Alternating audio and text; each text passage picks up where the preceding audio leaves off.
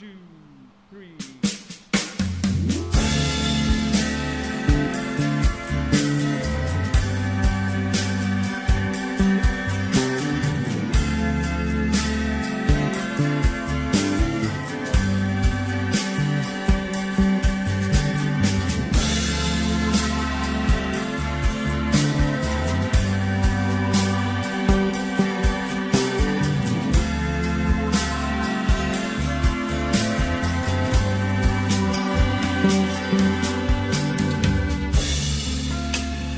When you start to question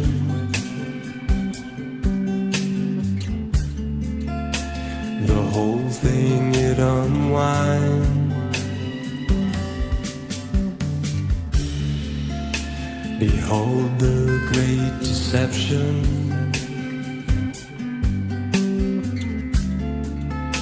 traversing throughout time.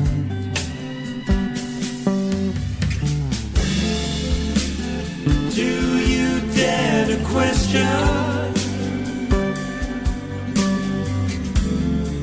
if there's a grip upon your mind?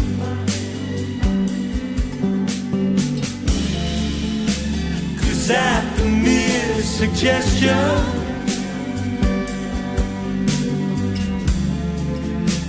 it leaves you all entwined.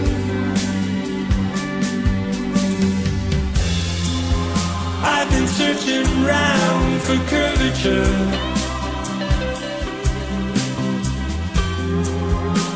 but there ain't none to see.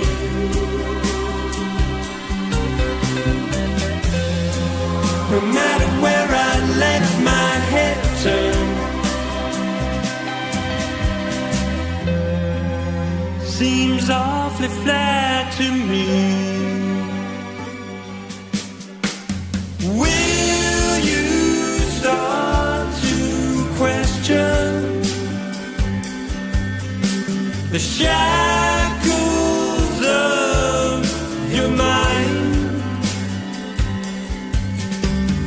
If you let it open, you know there's truth inside.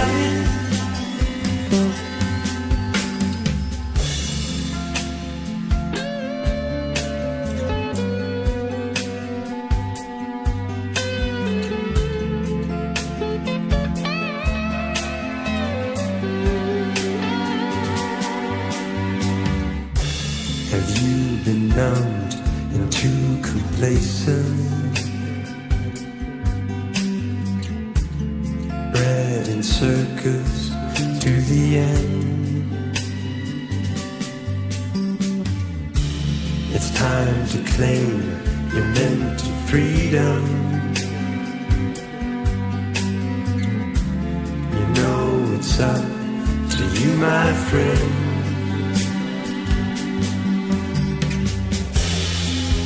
I've been searching round for curvature,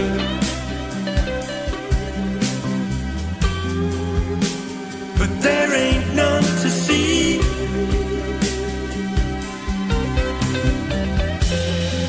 No matter where I let my head turn,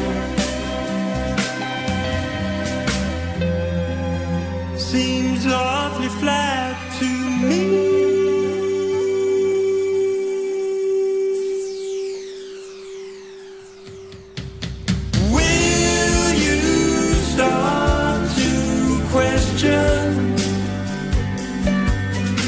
The shackles of your mind. If you let it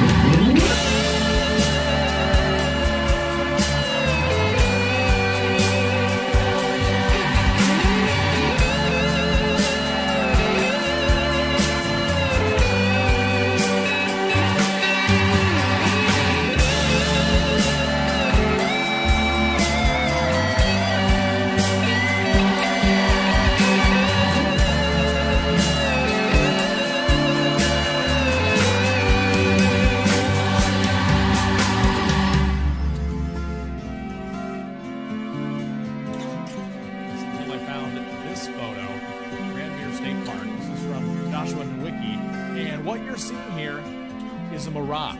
You typically would not be able to see this from the Lake Michigan shore. We talked about this last night.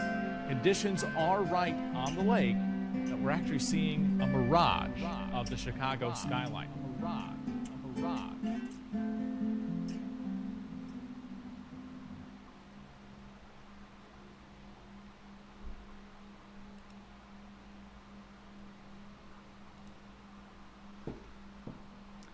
Hey everyone, welcome. Can you hear me okay? Let me know and we'll get this show rolling.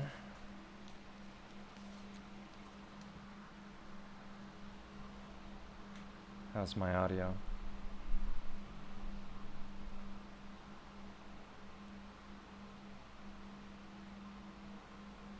A 1, a 2, a 1, 2, 3. It's like a 20-second delay here. Can you all hear me?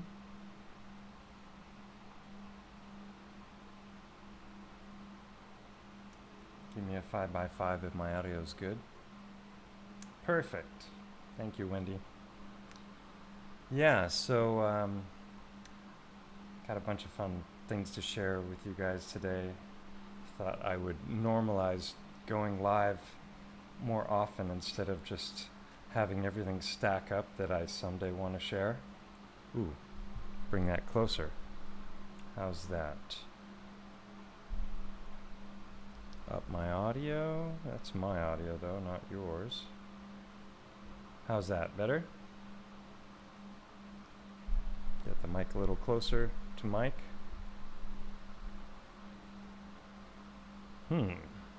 Desktop audio. My mic is at max, so I'm not sure. I'll just get this right up next to me.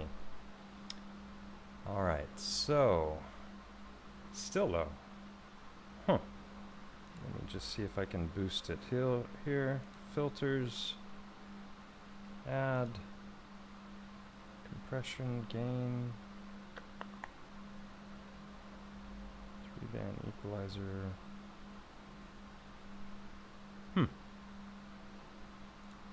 Haven't changed anything since last time. Got my audio all the way up. How's it now? Yeah, Manos, I am trained as a chiropractor. Oh, okay. Good. Sounds good. All right. Yeah. So,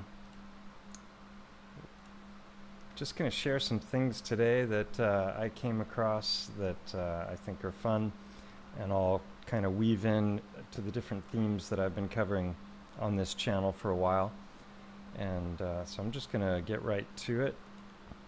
And so I spent probably far too much time on Instagram, but it's both entertaining, and then I always come across these little clips that that are worth sharing and tie in. So I'm just gonna, while people are rolling in, going to share some of these Instagram clips, and then I'll get to the main thing that I wanted to cover today. And so let's do that. People talk glibly about science. What is science? People coming out of a university with a master's degree or a PhD, you take them into the field, and they literally don't believe anything unless there's a peer-reviewed paper. It's the only thing they accept. And you say to them, but let's observe, let's think, let's discuss. They don't do it. It's just, is it in a peer-reviewed paper or not? That's their view of science. I think it's pathetic. Gone into universities as bright young people. They come out of them brain dead, not even knowing what science means. They think it means peer-reviewed papers, etc. No, that's academia. And if a paper is peer-reviewed, it means everybody thought the same, therefore they approved it. An unintended consequence is that when new knowledge emerges, new scientific insights, they can never, ever be peer-reviewed. So we're blocking all new advances in science that are big advances. If you look at the breakthroughs in science, almost always they don't come from the center of that profession. They come from the fringe. People see it differently. The finest candle makers in the world couldn't even think of electric lights. They don't come from within. They often come from outside the breaks. We're going to kill ourselves because of stupidity. People talk glibly about science.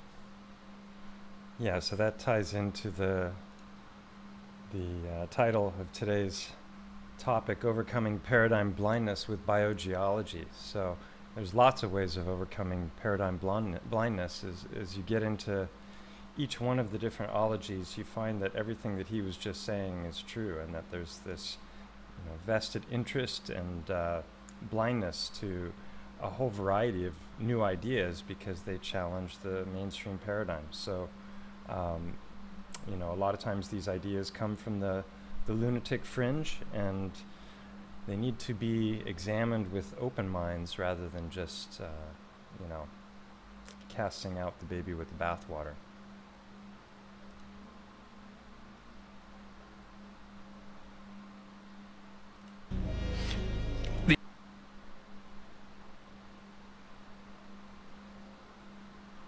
Bubbles. The air bubbles, when they suck. Sorry, this thing keeps muting when I refresh it. Hardened, petrified. Sometimes they find air bubbles. The air bubbles, when they suck them out and analyze them, are 50% more oxygen than we have today. The air we're breathing now is 21% oxygen. What if it was 35%? If the atmosphere originally was 35% oxygen and double the air pressure, just breathing would be exciting. Dr. Kimori in Japan started raising tomato plants with filtered sunlight. He used a mirror system to collect sunlight and send it through fiber optic cable to his plants. So the plants would not be getting ultraviolet light or x-rays, only sunlight, pure light, okay? His tomato plant grew 16 feet tall and produced 900 tomatoes. This is one plant. They moved it to a shopping center, built scaffolding to hold up the branches. They said this thing might produce 10,000 tomatoes. It ended up growing over 40 feet tall and produced 15,000 tomatoes off one plant. They were cherry tomatoes, but his were coming off baseball size. I think maybe the whole earth was that way. I think it had not only a canopy to filter out the radiation, it had increased air pressure, richer CO2, pure gene code, better soil, and the birds chirping is what opens up the leaf cells so they can breathe in the morning. One guy got curious, why did the birds start chirping an hour before sunrise? Well, they've discovered that frequency of the chirp, chirp, chirp opens up the stomata under the leaf. Sometimes in the amber, which is tree sap. So that gentleman speaking was a man named Kent Hovind, who's been pulling at the threads of the mainstream geological paradigms for a long time, and he's got lots of interesting things to say. I don't agree with everything, and he runs a dinosaur museum somewhere in the States, I'm not sure where, and so I'm not really on board with the whole dinosaur paradigm. I think far more likely that there were dragons once upon a time, but that's just my opinion. So, some of these I have the audio turned off because they have music, and that tends to trigger the algorithms. This is just an amazing bit of footage that I had never seen before. The mainstream story is that this is cooling lava. I have a hard time imagining this.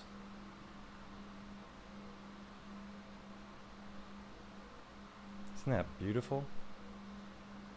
And just last night when I was streaming, my friend Steve Shepard sent me a clip on site that he took of basalt columns, and when these break horizontally, like these fibers break, they actually, in some parts of the world, they break in a way that's concave and convex. So you have one side that's curving upward and the other side that's curving to accommodate that. And that, to me, is just another deal breaker for the lava narrative. I think this is far more likely something that was once upon a time biological, and we're seeing the remains of whatever it was.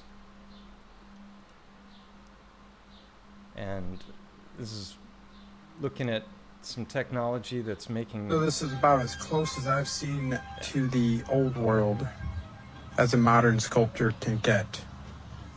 Though not to give all the computers credit, let's take a look at some other modern sculptors. Modern art. Certainly what they tell us passes for art these days anyways. Now let's compare that to a time without fancy robots and modern art degrees. A time where modern history tells us a primitive hand that lacks all those fancy power tools, robots, and art degrees created. Are you beginning to see the holes in the narrative? The veil of deception has been draped over us all. Do you really think we're the most advanced civilization? It's not like we're certainly making statues and sculptures still. Showed you plenty of examples of those. It's just not even comparable to the works of the old world. The works of a far more advanced period of humanity. We are going forwards and reverse. Question everything, friends. So this is about... So I love this guy's channel. I'm the Improbable Dreamer. He's just gotten so many great ideas out to the public. The only criticism I would levy against him is that he never references or credits any of his sources, and he just recently made a video that had a bunch of footage from my channel, and it would have been nice to get a little shout out, you know, or at least have the logo on the screen. But anyway, he's at least reaching far greater numbers than I am, so that's a good thing. Spreading the info and opening minds to all kinds of new possibilities. Wire from the Groundhog Mine in Colorado is one of the rarest and most remarkable gold specimens ever found. Discovered in 1887, it is a 12 centimeter, 263 gram crystalline gold wire with a dramatic twisting form, unlike typical nuggets or crystalline clusters. Advanced analysis at Los Alamos revealed it is a homogeneous gold-silver alloy with up to 30% silver bonded at the atomic level. This discovery offers valuable insights into how gold forms and may even influence future material science applications. Today, it remains a star exhibit in the Harvard Museum of Natural History's gold collection. How he got it out of the museum to film that video is a good question. This is one of the most beautiful bits of gold I've ever seen in its natural form, and it's in alignment, you know, with the things that I've talked about. This idea that maybe the monatomics that are in the sap of the tree, so like little microscopic particles of gold that are floating around in the sap, just like we have in our blood, are coalescing into different fractal lines as it gets hit by either plasma or you know, like electrical storm, which is plasma.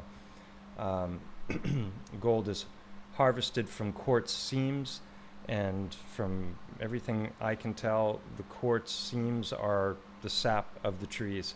So it makes sense that if you have these little microscopic bits of metals that are floating around in the sap, just like it would be in our bloodstream, that when that gets hit by powerful forces, then it's gonna you know, start to coalesce into these lines of energy. So I just saw that and thought, wow, what a beautiful piece. Let's see here. Move this over a little bit that way. Whoop. Oh well, didn't work. Okay, so this is an interesting site where the water is swirling. Can drill cylindrical holes into the bedrock.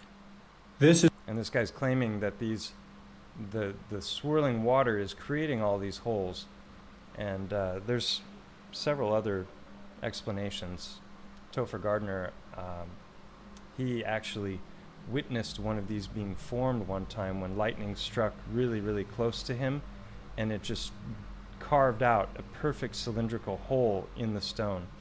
So this guy is suggesting that it forms when you get these little eddy currents in the water, and that slowly just drills down and creates this shape.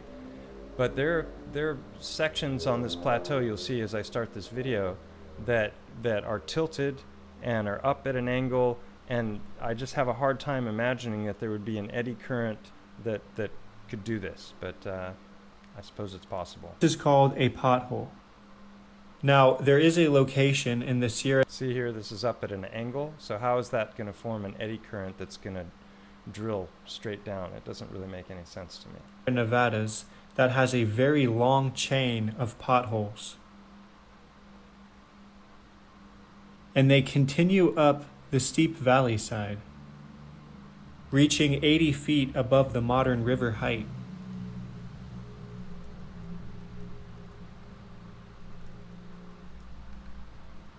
This is no doubt from a catastrophic water current. But this is far from the only feature that indicates such a... I mean, does this look like water would just, flow over this in that particular spiral form? I can understand it if there was a bit of a bowl, but I don't current know. I think in there's these other granite explanations. mountains.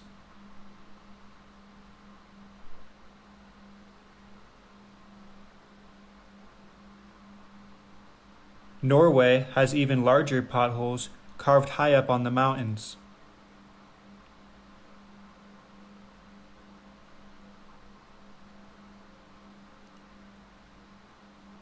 Mesas are also known to have their fair share of potholes.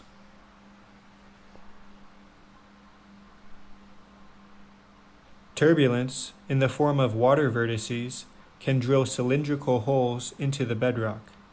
This is... Yeah, so it's a theory. This is interesting here. So this would be another explanation is Antiquitech. Check this out. Turn off the music. There's several sites around the world where you've got the exact same formation, but it's huge. So we're the ancients, the builders of what we like to call Tartaria. Were they doing this sort of thing on a huge scale with tools, or is this a natural formation? That doesn't look natural to me. Here's one that's partially done.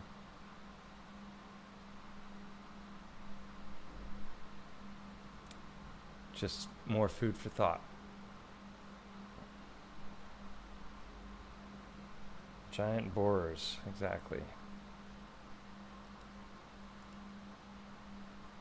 It's interesting how brittle it is, that it can be broken so easily after the fact. Beautiful stone. Another example of just an amazing specimen of gold in its native form.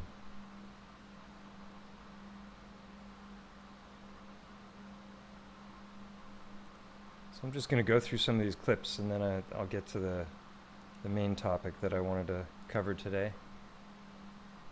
Look at that. Wow. Wouldn't mind that on my shelf.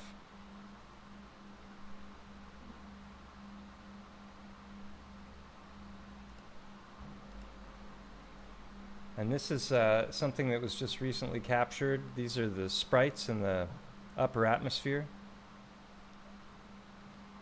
which there's actually, I can't remember the name of the line, but part of this is going down and part of it is going up.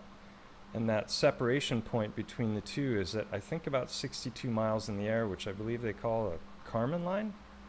I might be wrong about that, but some suggest that might be where the firmament is also. So if you think of one of these Tesla plasma balls, if you touch it with your fingers, all the electricity kind of goes to the points that you're contacting.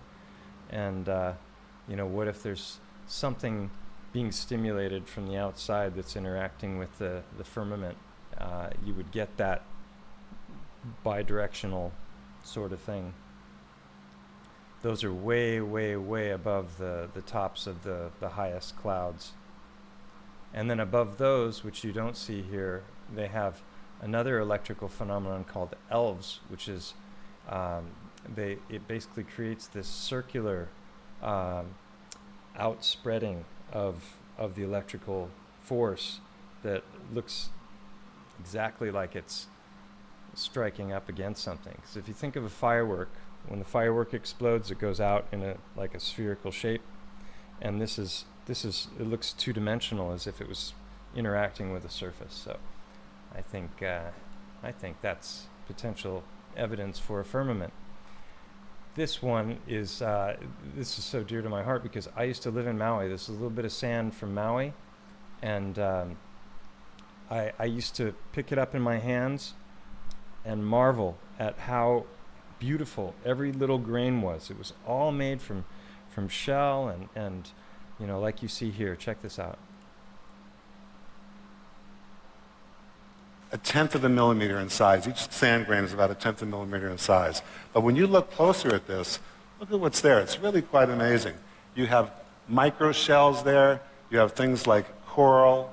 You have fragments of other shells. You have olivine. You have bits of the volcano. There's a little bit of the volcano there. You have tube worms. An amazing array of incredible things exist in sand. Now here's a grain of sand that is from the moon, and you can see that the entire crystal structure is still there. This grain of sand is probably about 3.5 or 4 billion years old, and it's never eroded away like the way we have sand on Earth erodes away because of water and tumbling air and so forth. All you can see is a little bit of erosion down here by the sun has these solar storms, and that's erosion by solar radiation. So what I've been trying to tell you today is things even as ordinary as a grain of sand can be truly extraordinary if you look closely and if you look from a different and a new point of view. This is a little bit of sand from Maui. So sand is about...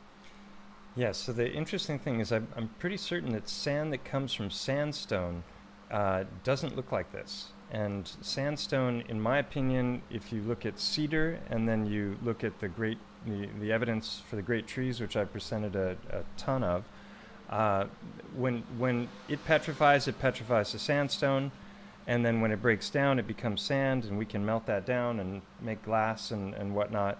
But I don't believe that kind of sand looks at all like this. This is sand that's just the remains of, you know, all these different creatures and crystals and whatnot that are broken into smaller and smaller pieces.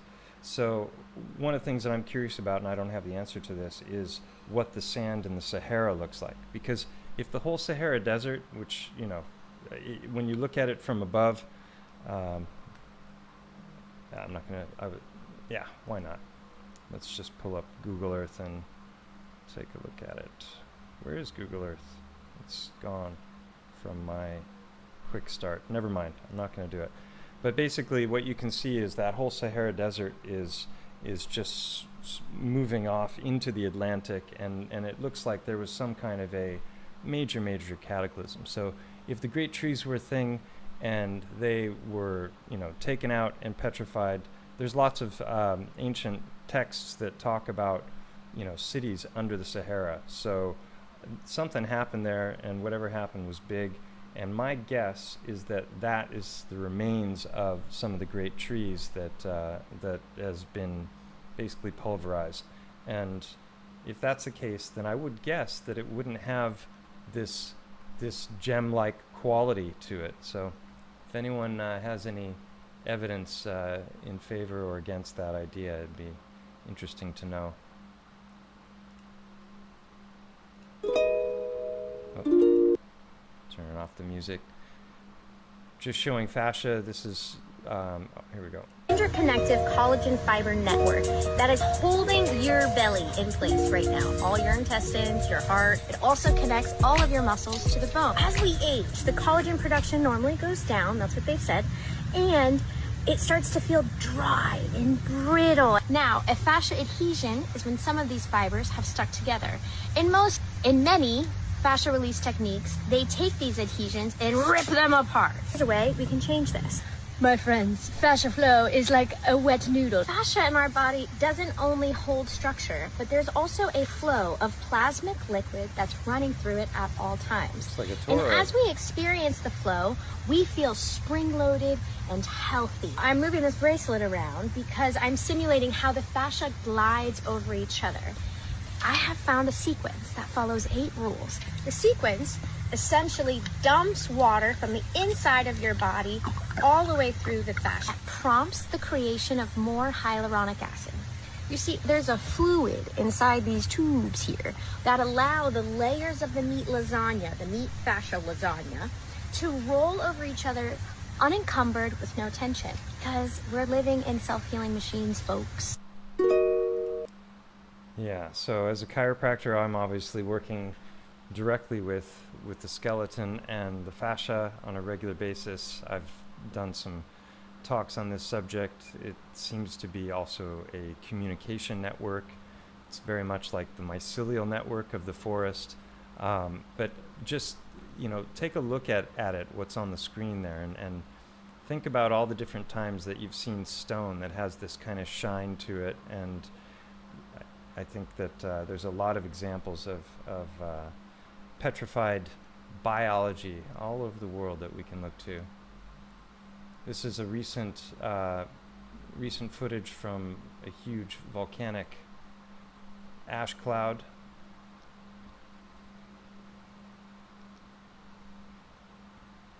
And when it comes to instant petrification, ash figures in, or not instant, but different kinds of petrification.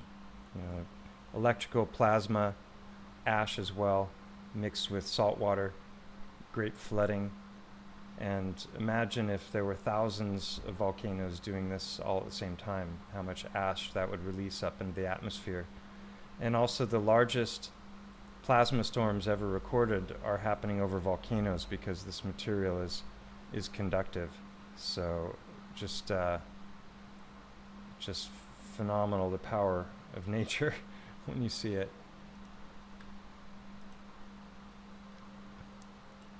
And for the people who think space is fake, I saw this the other day. Apparently, if you put humans in a vacuum, our blood boils, which probably wouldn't be a very good thing. So they sucked the air out of that container that had some balloons with a little bit of air, and then they sucked the air out of the larger container, and you can see how they expand.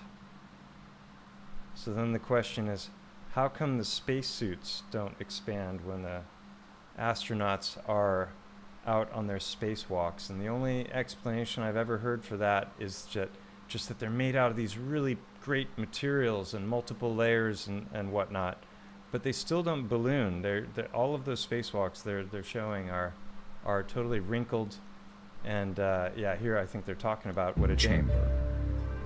They were able to pull all the air out to create a big vacuum, just like it would be on the moon. That way we could test our suits to make sure there was no leakage. One such test narrowly avoided disaster. With all the air sucked out, all that protected him was his pressurized suit. Then something happened. I heard over the headset that he was losing suit pressure. He was in serious danger. There really wasn't any feeling. It was just happening so fast, trying to get the chamber back to a safe pressure and Jim to a safe pressure was inside the suit. As I stumbled backwards, I could feel the saliva on my tongue starting to bubble just before I went unconscious. And that's kind of the last thing I remember. Essentially, he had no pressure on the outside of his body, and that's a very unusual case to get, and there's very little in the medical literature as to what happens when you have that. There's a lot of conjecture, that your fluids will boil. Within 25 seconds, a co-worker, sitting in a partially pressurized antechamber and wearing an oxygen mask, was able to dash in. At the normal rate of repressurization, it would have taken 30 minutes to make the chamber safe. Hess repressurized it in just over a minute. That's much, much faster than you would ever come down in an airplane. It would really hurt your ears if you did that. Yeah, I never even thought about the eardrums. Yeah, so anybody know what their explanation is for why the blood doesn't boil when they do their spacewalks? It sure seems to do that down here. Yeah, this was a cool example of steampunk mining technology, but just take a look at all of the rock. It's got a very tree-like quality to it, if you ask me.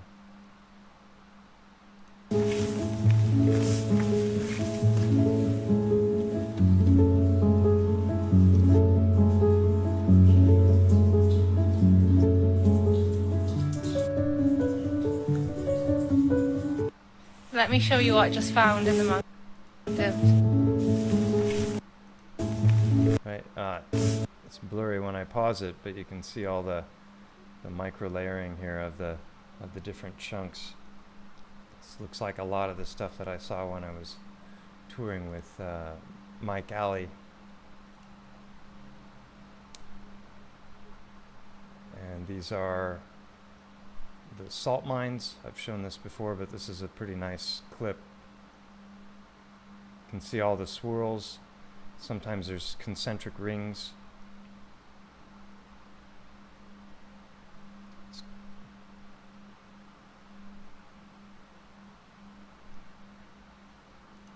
gonna definitely go there someday. Himalayan rock salt, and need further proof of our realm's much larger biology, hidden all around us in plain sight, then take a look at this video. It's not just seeing the faces on the mountains or small rocks resembling flesh. It goes much bigger than that. Biogeology, the study of petrified fragments of giants. Now these are theories, but not an exact science. Could have this been the inside of a digestive system of a giant? Now, as you can see the diagram that I did bring up, and you can see the circular folds, and you can also see how identical they look. Now, could have this been the entrance of the large intestine as shown in the diagram up above? Now, if you look at the diagram of the large intestine up above, and to your left you see the cave wall, you can see the identical similarities to both of them. Now, could this cave just have been a digestive tract of a giant? Now, according to research, these so-called rocks have a composition of venous blood, which is a purple blood and has composition of iron, and on the back side of this rock you can see the uncanny flesh look to this rock. Now take a look at this trabecular bone and compare it to this. Now you can see the similarities to the trabecular bone. Now you can see a good example of this Swiss cheese looking trabecular bone, and in the channels you can see the red iron ore, and you might think this is just earth packed in from flooding. But if you look at this larger example, you can see that this is not earth, this is actual iron ore coming out of this trabecular bone. Now, could this be here, the fragments of giants scattered all over?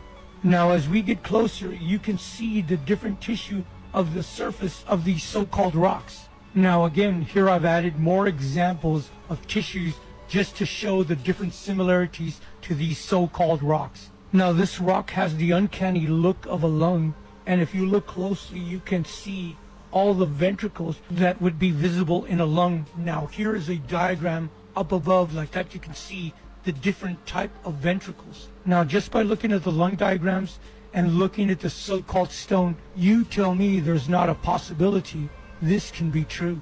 Now, like I said before, this is all theory, but after seeing this video, you'll probably never look at a rock the same. But could there be some truth in this theory?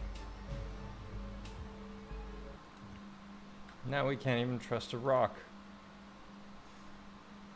This one was interesting. This has to do with the different mining techniques the Romans used. This was pretty phenomenal. Check this out. A variety of surface mining techniques to extract valuable minerals. One of the most dramatic methods was hydraulic mining. The Romans first built complex networks of aqueducts to bring water to mining sites. At the same time, galleries were dug into the mountain at strategic locations in order to weaken it. Then the water collected in reservoirs was released, creating a high-speed flow that gave the water immense destructive energy. This caused massive erosion and generated significant pressure inside the mountain, ultimately leading to its collapse. Instead of digging tunnels, water could be released directly onto hillsides, allowing it to erode the surface and expose mineral veins.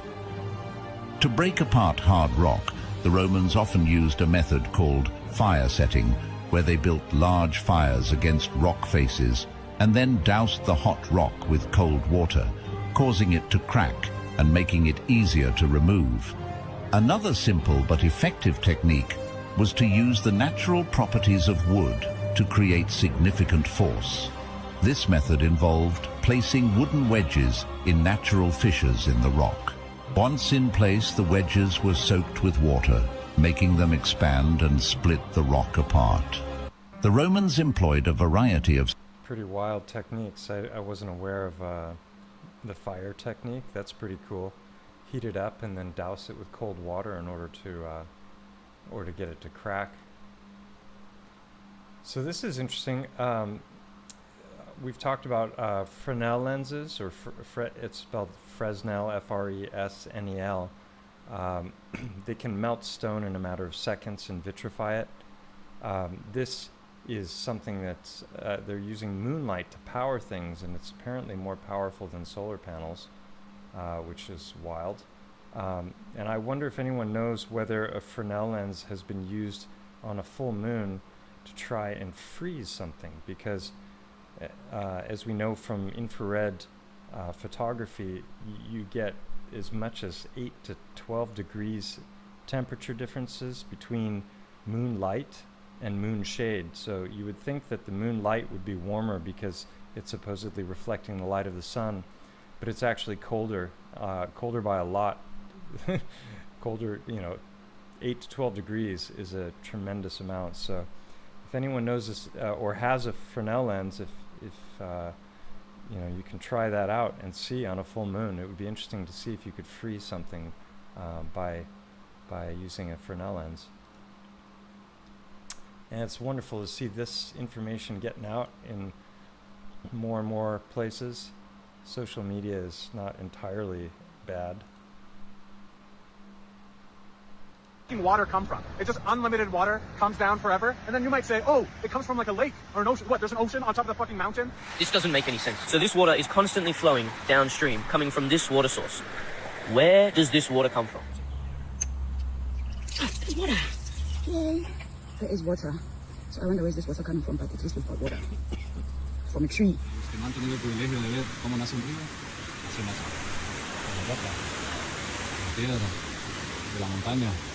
Oh, life is bigger. So there's more and more of these videos coming out of water flowing out of trees. So obviously the roots are tapping in to the waters below them. So these tepuis, these plateau mountains with never-ending waterfalls, I think that these are the remains of trees, and the roots, just some systems are tapping into the waters of the deep to this day, and it's just never-ending water. There's no way that water's coming from rainfall. Look at how much water is coming out of there. It's crazy. And interesting. Basalt columns and then waterfall.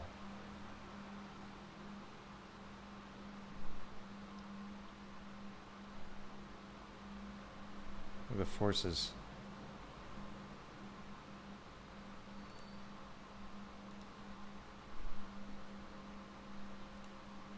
Think of the concept of things burning.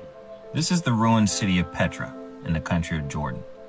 Now, we've all seen the Indiana Jones part. We've seen this part of the city, but we haven't seen the rest of the city. And there was a catastrophic high heat event that wiped out this area. But look at that. That's melted rock. That's melted rock. And I know you guys don't believe me, but this area was melted down. I'll show you some photos. Look at that. You see the drip downs, the lines of drip downs where that guy's walking? That's melted rock.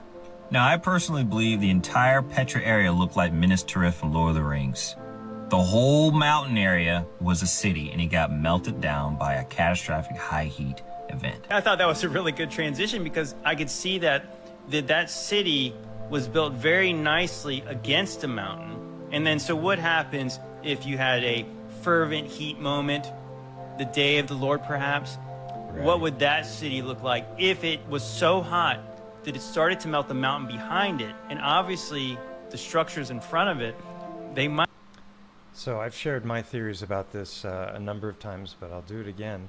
I think I initially dismissed the Meltology crowd a long time ago, and I've since gotten on board with some of the sites that they presented. In fact, JT Follows JC showed a video in one of his clips a few months ago of an area in San Francisco where you can see that there's brick that's melted, and he's actually in the clip the guy pulls one of the bricks out, and you can see the brick itself is stamped. So was this a giant building or city that was melted? It appears so. You can see the dripping. But my take on this, because this is clearly sandstone, and if you get up, just like with Petra, Jordan, and you see the actual images, which I've shown many times, it's all clearly wood. There's all of this tree grain is there. Every aspect of wood is reflected in it. And my take is that the trees were downed and they were still soft before petrification, and people carved into them when it was soft material. So you could have done that with simpler tools. And then eventually there was a cataclysmic event that involved heat or plasma, and that created the melt. But I don't think that they carved these cities out of stone, out of the mountains. This is considered the most expensive wood in the world. And just look at the color of it and imagine this vitrifying and the kinds of crystal that you would get from that. ¿Sabes cuál es la madera más cara del mundo? Es tan costosa que incluso el sándalo rojo parece insignificante en comparación. ¿De qué madera se trata y para qué se utiliza? Vamos a descubrirlo. Cuando hablamos de maderas caras, probablemente hayas escuchado sobre el sándalo rojo. Su cultivo es completamente legal en la India, pero tarda entre 20 y 25 años en crecer un solo árbol. Después de tanta espera, un kilo de sándalo rojo se vende por unos $50 a $60. Por otro lado, la madera negra africana está considerada como la más cara hasta la fecha. Un solo árbol tarda aproximadamente 60 años en madurar, y por eso su precio puede alcanzar entre $8,000 y $10,000 por kilogramo. Esta madera es extremadamente especial y se utiliza para fabricar muebles de lujo e instrumentos musicales. ¿Sabes cuál es la madera más? And this is an example of architecture that's really hard to explain based on our current knowledge.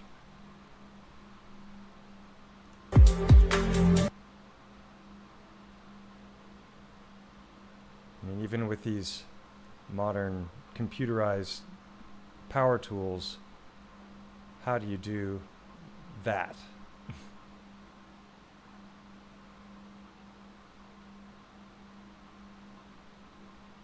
I think there's been a lot of hidden and sequestered technology.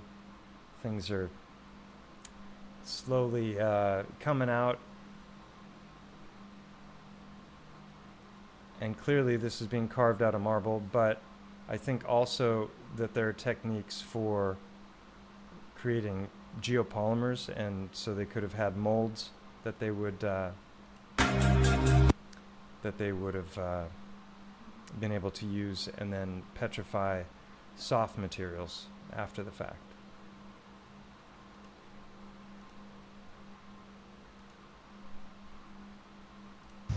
It's been flowing for about 5 days, I hear, and it's like a non-stop flow. You can see that. See if I put my finger in there. It's just flowing. Shit, it's like dripping wet.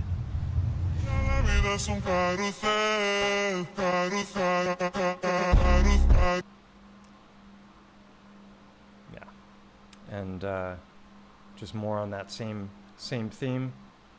Lots and lots of examples of these trees that are tapped in.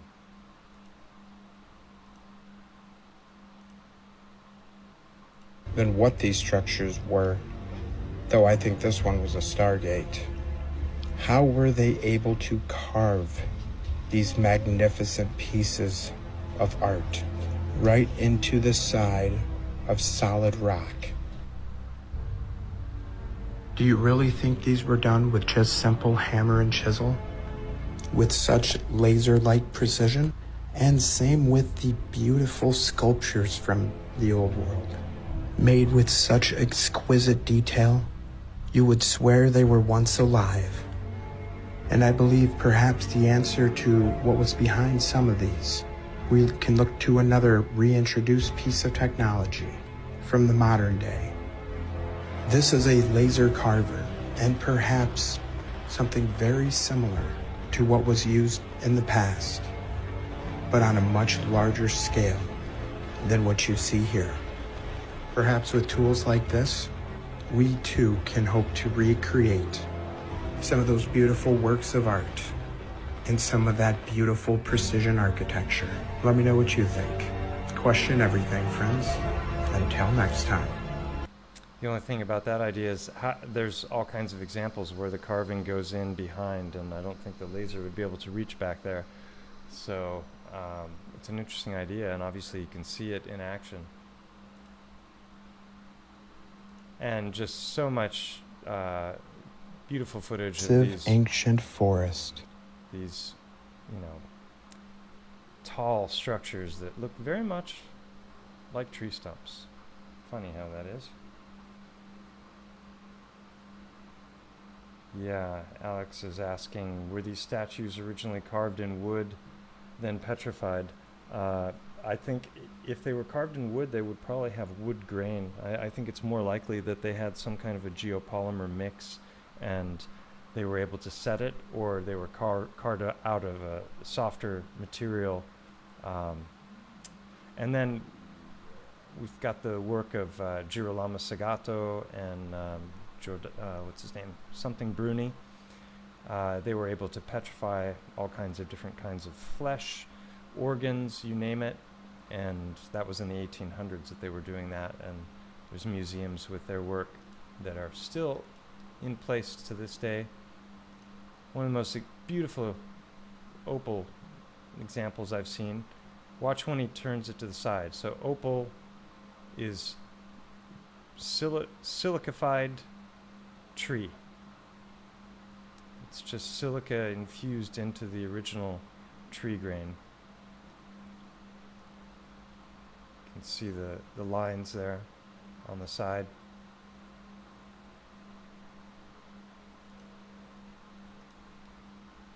And one of the most beautiful clips I've ever seen of Bryce Canyon, just to finish this section of the presentation off.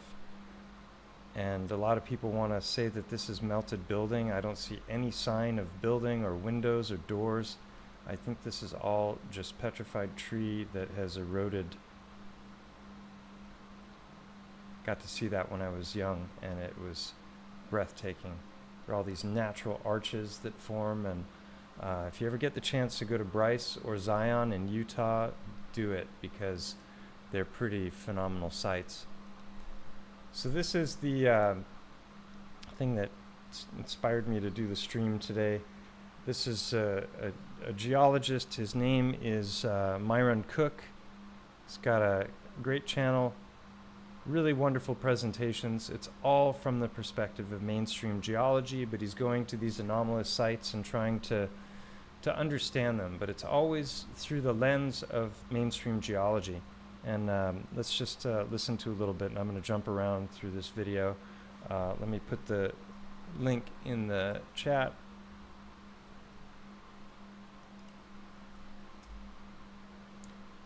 All right.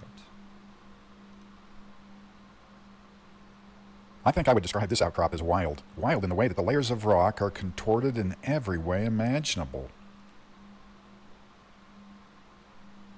Wild in the internal structure of the layers. There seems to be a vertical fabric perpendicular to the bed boundaries. What kind of forces could deform rock like this? Or is it some other process creating these crazy patterns? Hello, I'm Myron Cook. What an amazingly wonderful place this is. As strange as it can get. I mean, I think this is maybe the most interesting strange outcrop I've ever come up to. And the first thing we want to know is what's going on here. How are we going to make sense of it? By the way, the locals call this the green-eyed monster. That makes sense to me as I look at it. And I want to say that this is a remnant of Earth's healing powers. Now, that's a pretty provocative statement for me to say that. Why would I say this is a remnant of Earth's healing powers? By the end of this video, we'll know why, and it's going to be a fun journey. You know, the first thing we're going to do is make some observations and build our knowledge, and we'll go on this trip together and have... So this is what the site looks like from above. It appears to be some sort of collapse feature. From higher above, more of these features come into view. It has some of the similar textures side. as what we just saw. So it's definitely deposited in the same basic way as far as this rim here. And with the drone we saw there, when you see something like this, you're starting to formulate some thoughts and some ideas as to what might be going on at that wild outcrop. The cone we just visited is here, but notice there's another. I saw this. Look at this mountain in the background. Looks very reminiscent of a mountain that's dear to me. It does look like it's formed from lots of layers, so but Interesting we'll see it feature from in this another angle area. in a moment. The ridge along here is what catches my eye. There's a lot to contemplate in this one scene, this area. I smile big when I see an outcrop like this. A good friend of mine, a local geologist by the name of Tom Anderson, showed me this. I'm grateful he did. Thank you, Tom. And I think many of you have already figured some of the basics of this out. We have a very steeply dipping rock here at my back. It's near vertical. And then right up against it are nearly horizontal layers of rock. This is a thinly bedded limestone and has some of the characteristics we've seen elsewhere in this strange limestone. So I'm not drawing any conclusions about what it is. It does look like an eye, but eyes don't have that multi-layered, you know, I mean, the bone would be so thick in relationship to the eye opening. It could be eye, and it could also be tree. We've got a lot of these different things that I find locally here with limestone, iron ore, quartz. Interesting hills in the area that catch But these do have that kind of tree stump sort of my look to eye it. because from a distance they appear to be capped by limestone. And limestone like this is out of place. It doesn't fit the regional geology, so clearly we need to investigate it. This one is named T Hill. Let's check it out.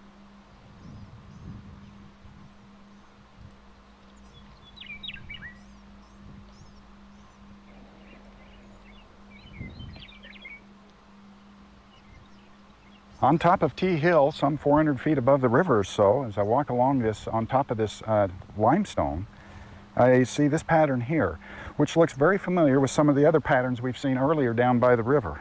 So this deposit, and it turns out So I like that he's, you know, boots on the ground. He gets there. He's got footage from all angles, and this is obviously the direction that Biogeology or Titanology needs to take when it comes to looking at sites, because so many people are showing pictures of locations that look like faces or body parts or whatever, but there's no further investigation typically beyond that.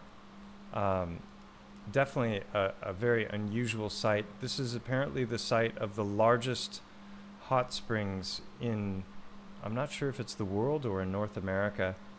Creates this terracing, which we'll talk more about in a moment. And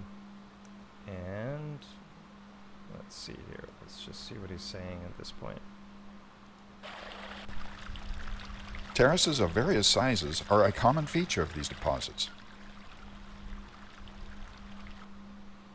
The source of the mineral hot springs water is right here. This artesian spring is about 40 feet above the river. It flows at about 1,500 gallons per minute at a temperature of 127 degrees Fahrenheit. The dissolved solids in the water is about 6 times normal drinking water.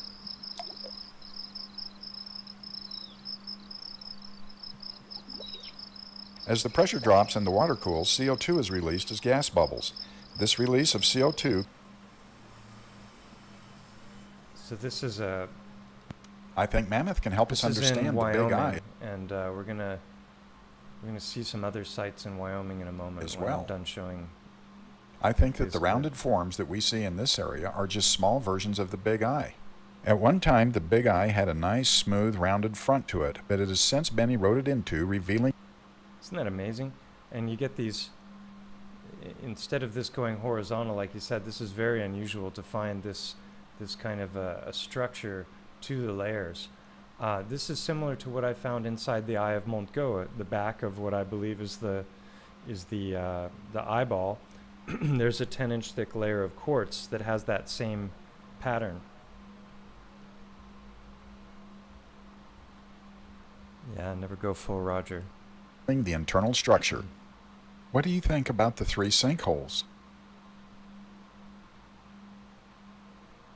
I think they're larger, rounder versions of the current active Big Spring. Travertine Terrace. This isn't the only way. Look at this mountain back here.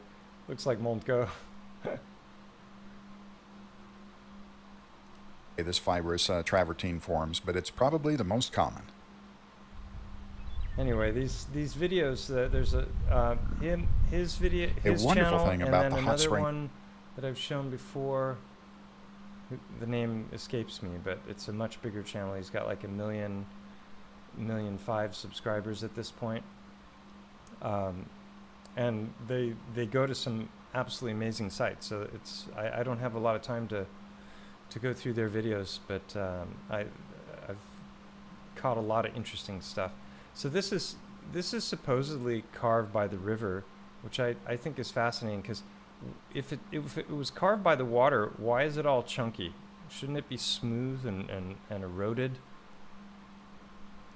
Formations of rock dipping down into the ground towards Thermopolis. Looking in the other direction, upriver, we see that there are many formations of rock that are dipping in this manner. To the hot springs in the community. You know, all this layering to me is very suggestive of tree. And when you get up close to it, oftentimes it looks just like trees. So the sedimentary layering narrative doesn't really hold water, in my opinion. Yeah, and just this plateau look as well. Anyway, so that was what I saw last night, and then it reminded me of a trip I had years ago. I was on a voyage from basically the eastern states, a six-week trip from California up to Washington, over to Idaho and Montana, down into Wyoming. And I got the opportunity to go to this place, which is called the Boiling River. And it was it was one of those peak experiences. Basically, the river, it snakes along a plateau. Let's see, I guess you can see it here. Yeah, here it is. You can see it coming along here, and then it waterfalls down into this river. So this is actually hot springs water coming out of the ground, and people hang out here, and you can get underneath the waterfall, and it just beats on your shoulders, and it gives you a massage, and it's absolutely amazing. And then if you let go, you start to float downstream, and the further downstream you get, the colder the water gets. And when I was there was actually a couple of elk that were right here next to us in the water. Truly majestic creatures. And here you can see where it's coming out, and it waterfalls down. Just a fantastic spot in the world. And we're gonna look at some other areas that are there. Let's see, any other good images? That one gives you a sense of the water coming out of the mountain. And here, they didn't have these when I was there. They've built these rocks so that you don't get washed away by the current, so you can hang out in the hot part, and then you go over to here, and if you want to mix more with the cold water. Pretty cool. So that is here, Boiling River Hot Springs, and then down here is Old Faithful, the famous geyser, and we're looking at Yellowstone National Park here. So Montana to the north, Wyoming to the south, and if you zoom out and just look at the whole area, my take is that this whole area, which they say there's a super volcano under this, right? And there's like 5 or 6 super volcanoes around the world, and you know, if one of those goes, it's basically a reset for the whole world, is what they've told us, right? Because it's so powerful. But what if it's just a giant tree, and it's still got all kinds of activity below it because it got hit and the elements were transmuted?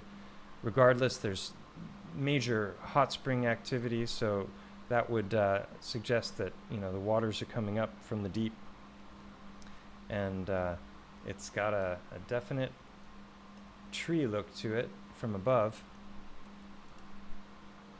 And these terraces I got to see as well. You're not allowed to go into these, but this is amazing. The hot mineral waters form these terraces, and I've talked several times about how Japanese scientists have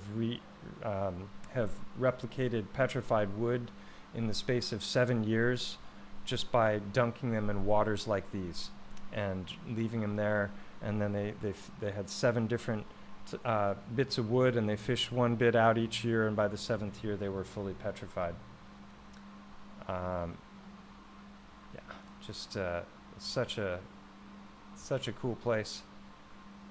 I can't remember if this one had that sulfur smell to it. I think it did.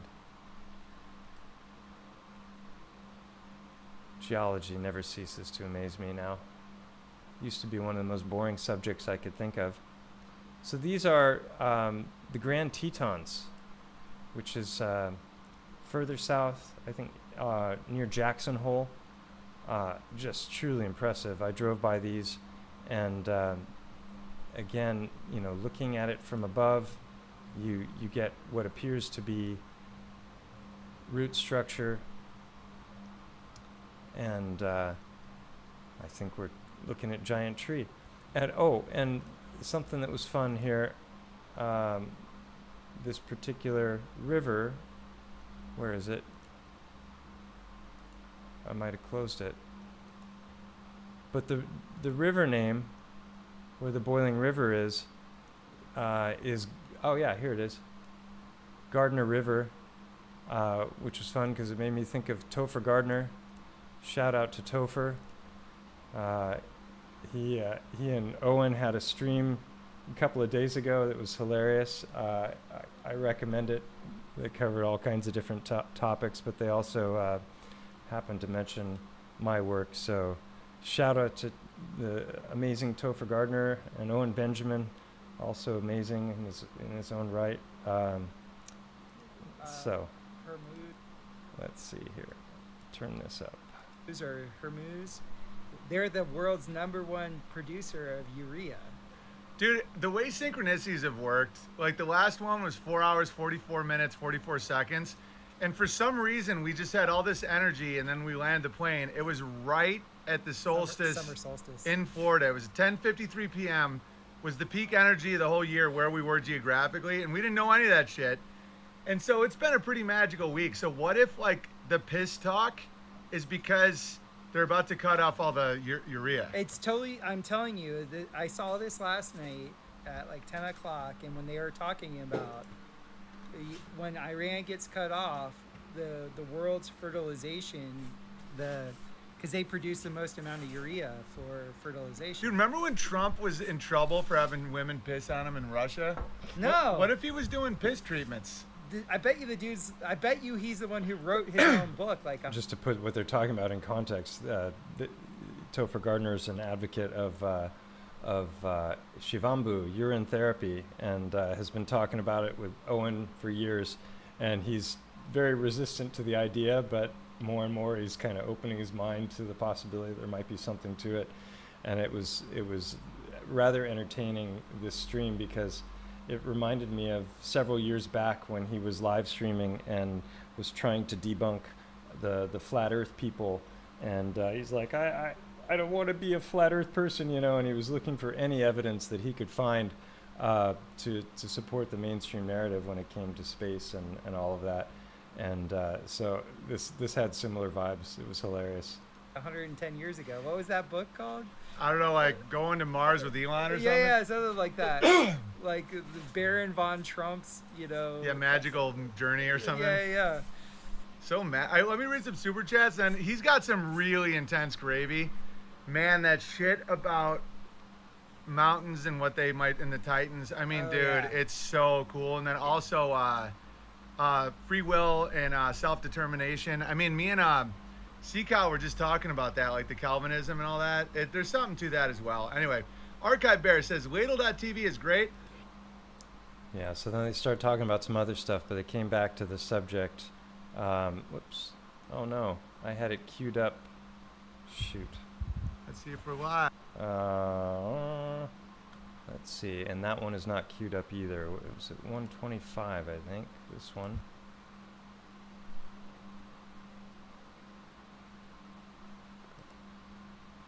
I have never really considered the Omega.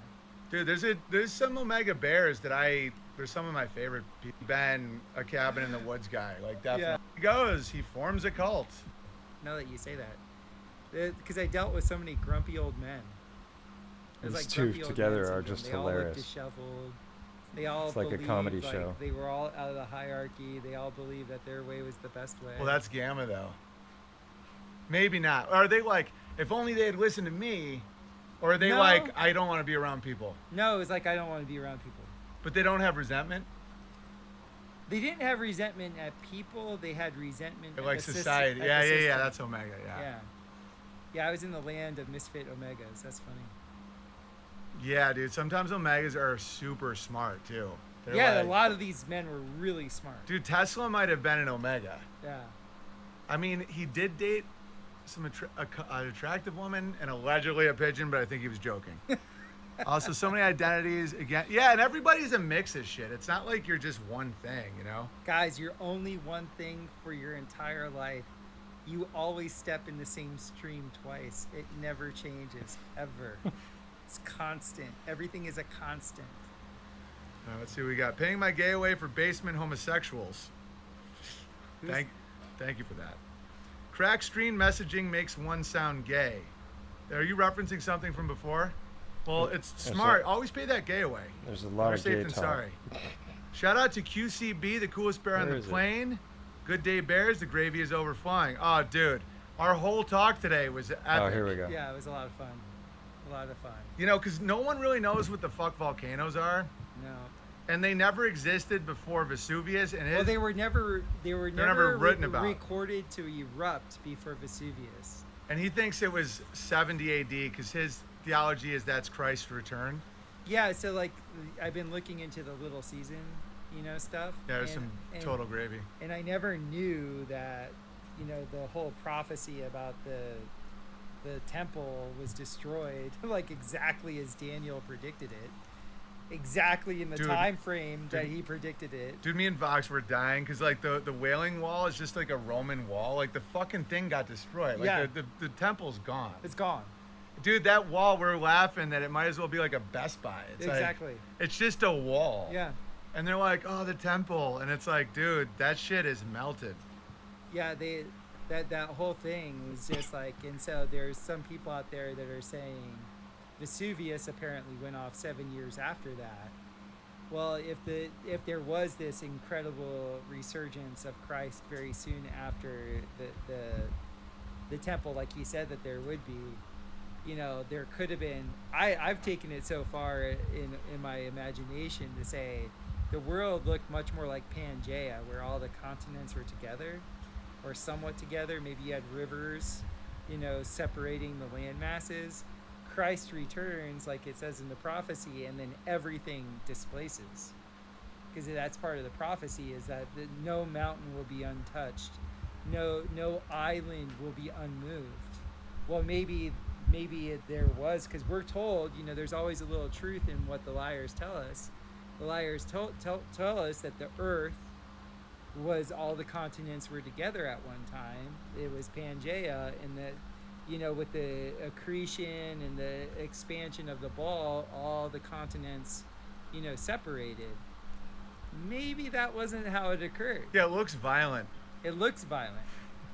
Yeah, even when they're describing subduction zones, they'll say like the western part of the North American continent and the South American continent, they give you terms like this was a violent creation. Like when I studied plate tectonics, they're like, this was rammed into this and this shot up. They use all these terms like that's an abrupt change. They don't use terms like, you don't have something that's saying it shot up over 15 million years. Yeah, and how could they possibly know? Like they don't know shit. Yeah, so to me, I'm thinking things were much more abrupt. Yeah, I was just like. And then this could also explain, because the Roman Empire, if the Roman Empire was all over Pangea, which there's a lot of evidence of, when there was the split and all the continents went where they are now, well, that's why you have Roman buildings on every single continent. Dude, what if the whole dinosaur narrative is just about Titans and it's pretty similar? Exactly. Yeah. And the thing was that there was chimeras and stuff like that. Like there were biblical chimeras. There were all these Nephilim and things like that. So you find these massive bones out there. The way that they take the narrative is like, oh, that's a dinosaur. Oh, that's a dinosaur. Where it could have been a chimera. It could have been, it could have been any of these things that were said to walk the world before. Yeah, and they found big, weird-looking skeletal heads, and then Smithsonian just grabbed them. And that's the thing too, is like it's shown in royalty in Africa, in South America, that they had the elongated heads. Like that's a thing. But we're having fun. That's the best part. Yeah, none of it's like, it's all good. That's where faith comes in. That's why like people can be on these fun adventures, because you're like, it's just going to be awesome. Like that's what the love of God is. You're not like, oh no, like what's going to happen next? Like, are we going to be melted? It's like, whatever happens, it's going to be fucking great. Right. And I think that like, death isn't what people make it out to be, It's like, I don't know. I'm not going to make any claims, but just the way everything's inverted, like the ultimate fear is death. That can't be that bad. Yeah, we were talking about that earlier, about the original baptism was you were probably drowned to death. Yeah, where you had a near-death experience. Yeah, and you'd have the near-death experience because... and I have a real soft spot for omegas, because women want to be in a hierarchy. Like, they're some of my favorite people. Mm-hmm. Choices in my life, I could have easily been... is that no mountain will be untouched. Change. They don't fire.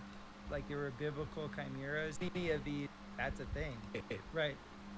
And I think that like, death isn't what people make it out to. Minutes, a narrative for a reason to bomb, the giants of Afghanistan or whatever. And just what the history really is, and what mountains probably are, and it's just so incredible, man. Like when you're mining bentonite clay, it's probably bones, Yeah, calcium bentonite clay. Yeah, it's kind of cool. Shout out to Mike Wilkerson of Biogeology. He and I have talked a bunch about this. Is like the fact that the Titans, a lot of these mountain ranges could just be these massive creatures during the Satya Yuga, which was like the golden age when there was a lot more potential. Things were much larger. And you have Mike Wilkerson showed on his channel, there's this mountain range that is 3 miles long. It's either 3 kilometers or 3 miles, I forget. But it looks like an elephant in western Spain, northwest Spain. And he lives really close to it. And so he was just like thinking, I wonder, let's look at the proportionality of it and see if there's any merit to this.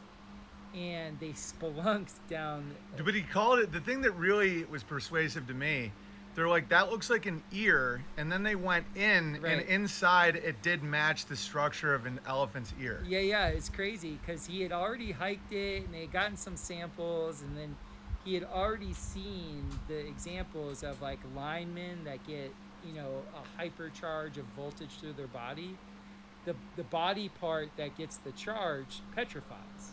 Yeah, and the fat becomes crystals. Yeah. So it becomes this instant petrification, and the blood is like rubies, and like Gold.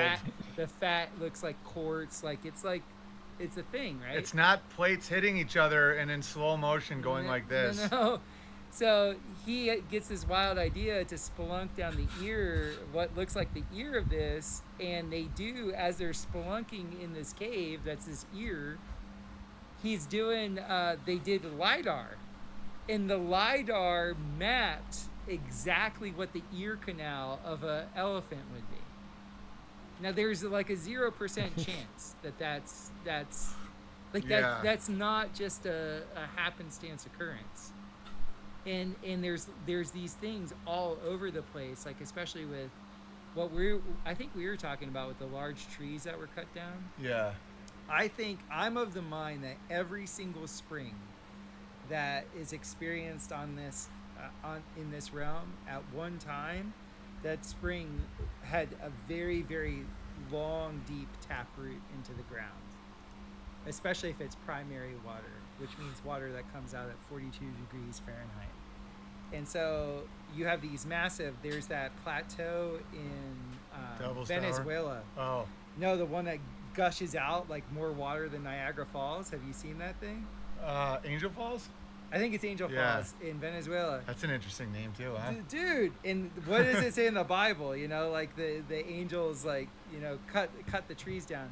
So like there's a lot of evidence out there to show that these massive structures that one time, like let's say whether it was a tree that was like, you know, a few miles tall, or a titan that was, you know, say a few, who knows how large they were.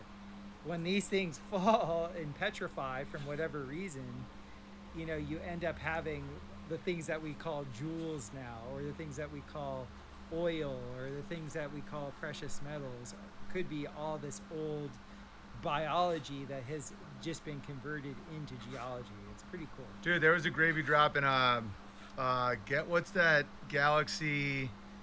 It was the one starring Chris Pratt where he's like spaceman. Like, yeah. What's that called? Guardians of the Galaxy. Guardians of the Galaxy. They go to a place where they're mining a Titan's brain. I remember that. Yeah.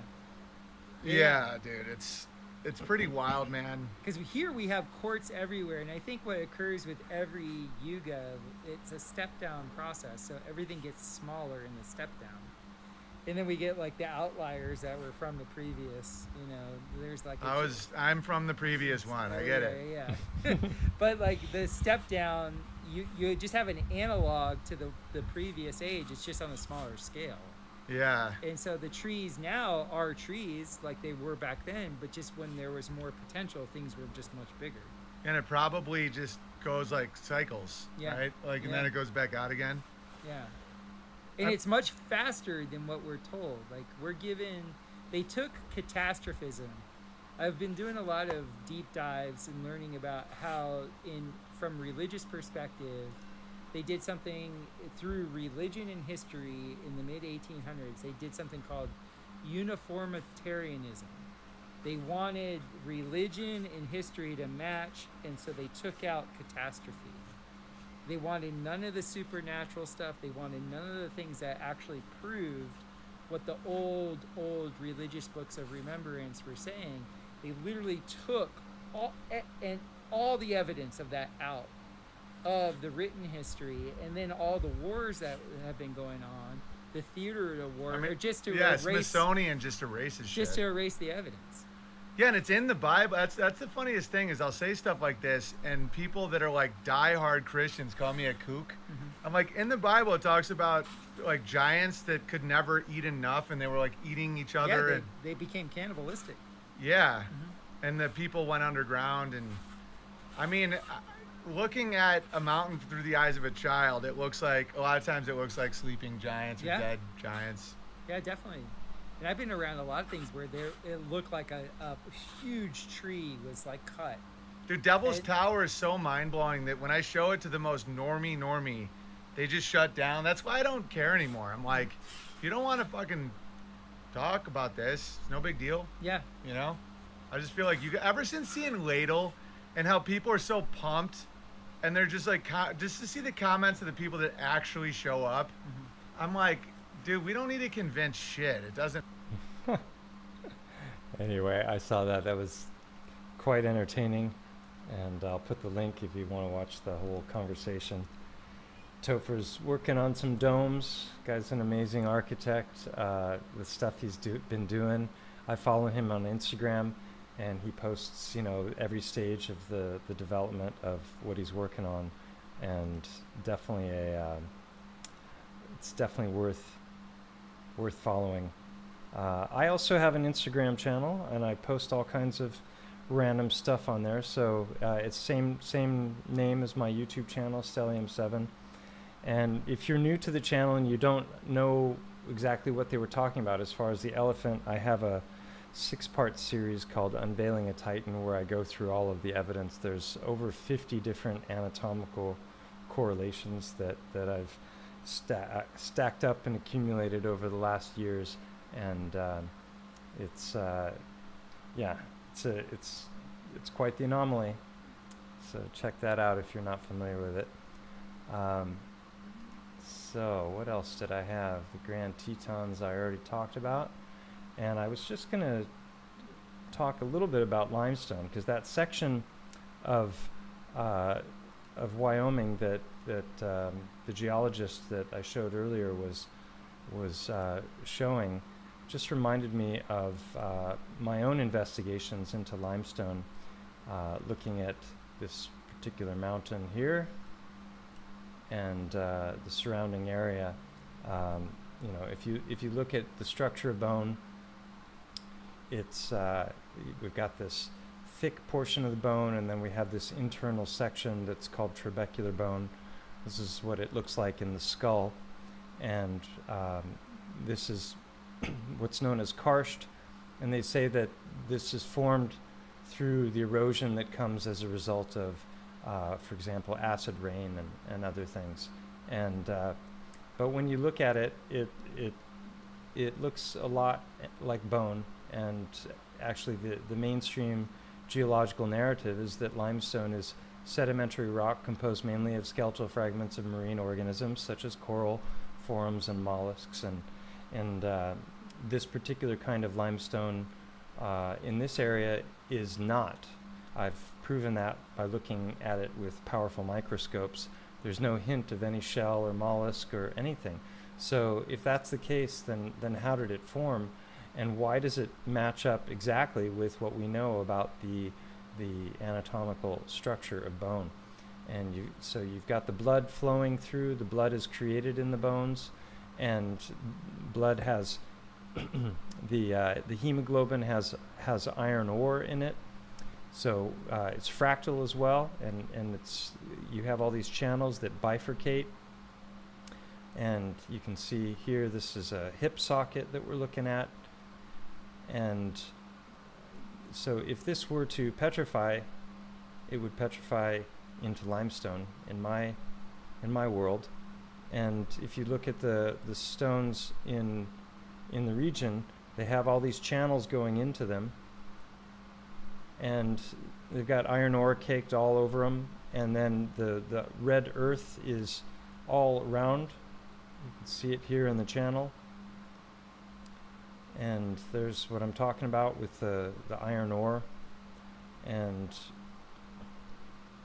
this is iron ore in its native state. This is on Montgo. Lots of it everywhere. And this is what the earth looks like. And you can see these bifurcating channels. So the mainstream story is that this is formed through water erosion, and I think that that's absolutely impossible. You can see also how biological looking this is. This is unbroken, and when the chunks are broken, you can see this edge is kind of fragmented and sharp, but all the areas of the mountain that are not like that, and the mountains in this region, have this smooth structure to them with all these little kind of lines that look like little, petrified blood vessels. So this is what it looks like. This is on top of the mountain. And I'm going to show a clip here in a minute that is just amazing. This is the spine, the upper portion of the mountain. It's a long whole section of just karst. And this is what we're talking about. And some areas look a heck of a lot like elephant skin as well, which is what you're seeing there.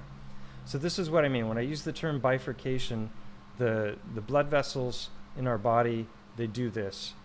And let me just find that clip I was going to show here.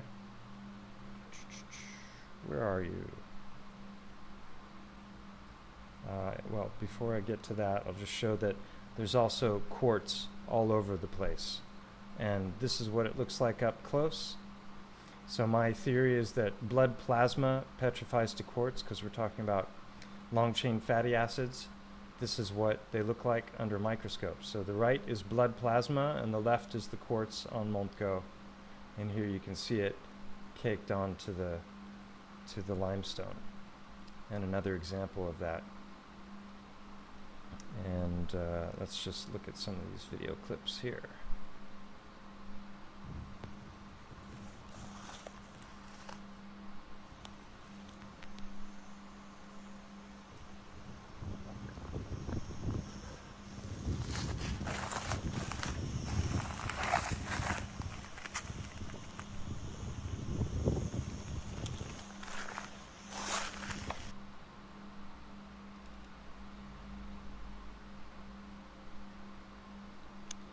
Howdy folks. So I've come back to this spot that I've wanted to investigate a number of times. So you can see here there's a layer that comes down, and underneath there's a lot of reddish earth in there. And then you can see the same in these areas here. And clearly that could have been deposited by wind or rain or some kind of major flooding. But what I've seen on many occasions is that underneath this stone, when it's broken open, that there are channels going all kinds of different directions that couldn't possibly have been filled by some kind of flow. And I hypothesize that this has a lot more to do with this having once been flesh of different types. Blood, bone, perhaps skin. Here you can see some quartz crystal accumulations, which I theorize is petrified blood plasma. Talked about that in detail in the fourth petrified, so that's unbroken, fourth unveiling a Titan video. So I brought with me a hammer, and it pains me to do this. Yeah, it didn't work very well. It was far too hard. I would have needed rocks, but I'm going to try and find an area that looks brittle. Let's see. Let me close some of these and show you. Where is it? I have. Here we go. This is the one I wanted to show. An example of this bifurcation.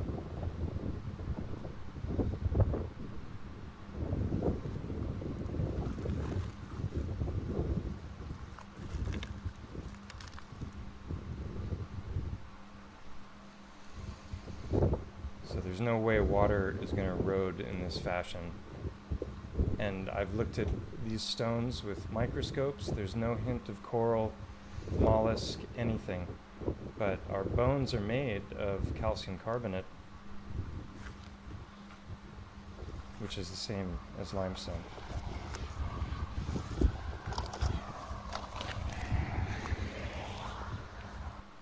And then this is just a beautiful example of what I'm talking about when it comes to the bifurcation. You can see it's branching off in different directions, and then right here is another branching that's going off this way.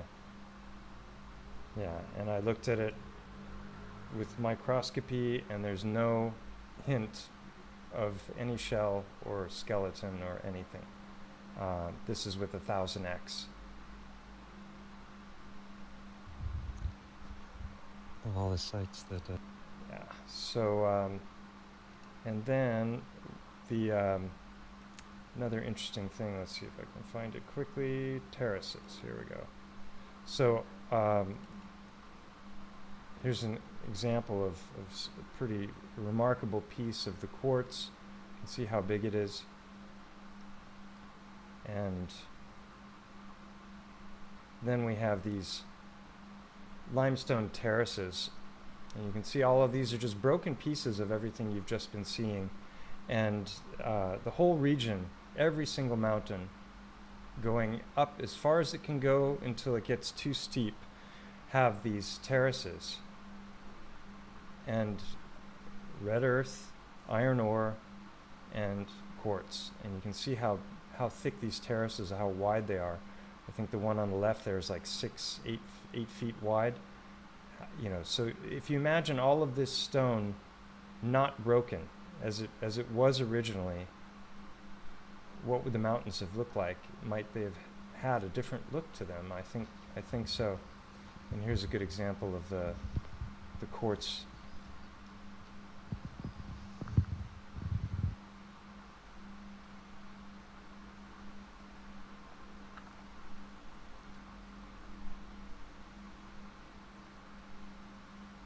Now this is crystalline, but a lot of this quartz that I've found is flowing, like it's either vitrified and started to become liquid, or it was liquid to begin with, and that's just how it petrified. But as we know, crystals do grow, and so it's possible that the crystalline structure you're seeing here has grown after the fact also. I've gotten some footage of some areas that are just huge, that are filled with this quartz. Yeah, so that is what I wanted to share today. One last thing. Yeah, there's just another example of this is the non-broken portion of that limestone. And yeah, so where am I? Back to OBS here. Hey everybody. So, still with me here? Oh yeah, over 100 of you watching. So, any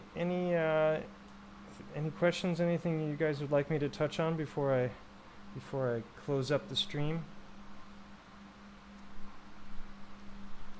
I'm watching the chat. Put that up here.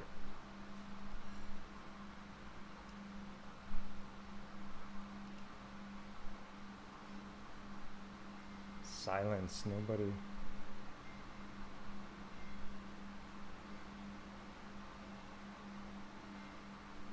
$120, yeah. Yeah, it's nice to be streaming again. I had to take some time. I've had a lot going on in my private life that I just needed to recharge my batteries, especially with the trip that I had that was upcoming to the States. Alex is asking, sing some James Taylor. Only if you were here accompanying me on guitar, then I'd do it. Where do you start? Supreme is new here. A good start would be a video that I have that's called Biogeology 101. It's a live stream I did that just summarizes about the last 7-8 years of research, and it's a great starting point. The evidence for the big trees, hit the playlists. There's a whole bunch of little short 1 to 2 minute videos of my trip touring South Dakota, the Black Hills of South Dakota with Hangman 1128. He's the guy that's really exposed a lot of fantastic information showing in my mind, unequivocal evidence for the former existence of the great trees. So that would be under I think the Great Tree playlist or something like that. I've got a whole section on petrified organs, and the work that I've done looking into the possibility that a lot of the rocks that we see are the smooth, like riverstone rocks, are actually petrified organs of different types, and that's a great place as well. Yeah, and then the Unveiling of Titan series for the work that I've done on the mountain Mont Go, and all of the evidence in favor of the idea that that was once a great Titan. And thanks Wendy, for sharing the link to the Biogeology 101 video. Yeah, check out the playlist. There's a lot of shorts. There's a Biogeology tidbits playlist as well, which is shorter videos covering different topics and a lot of the most common questions that people have asked me. Yeah, any other last second questions?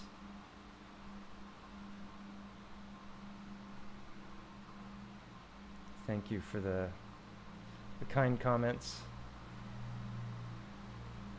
I guess not. Going once, going twice. All right. Take care, everybody. I'll be back soon. September in London, the Illuminate and Elevate conference. I'll be presenting there along with some really great people: Mark Devlin, Andrew Kaufman, Stephen Young, Don Lester, and a bunch of people I haven't heard of yet. And then also in August, I'll be in Australia at the Living Free Movements Festival, the Living Free Festival.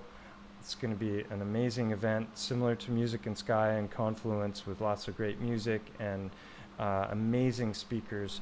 And I know Mark Gober is going to be there, who was on last night on the stream that I did, and Stephen Young is going to be there as well, as a whole lot of other great speakers. So check those out. There's a discount code, Hacker Prince, one word, for the conference in Australia, and then I don't have any codes for the Illuminate Elevate off the top of my head, but yeah, I'll be back soon, and lots more to share. So take care, everybody. Thanks for coming, and have a nice day. I hope you're surviving the heat wherever you are. It's been over 100 degrees here and humid AF, so definitely nice to be inside. So, but now I'm going to go for a swim and a nice walk in nature. So, adios, amigos. Hasta la vista. Whoops.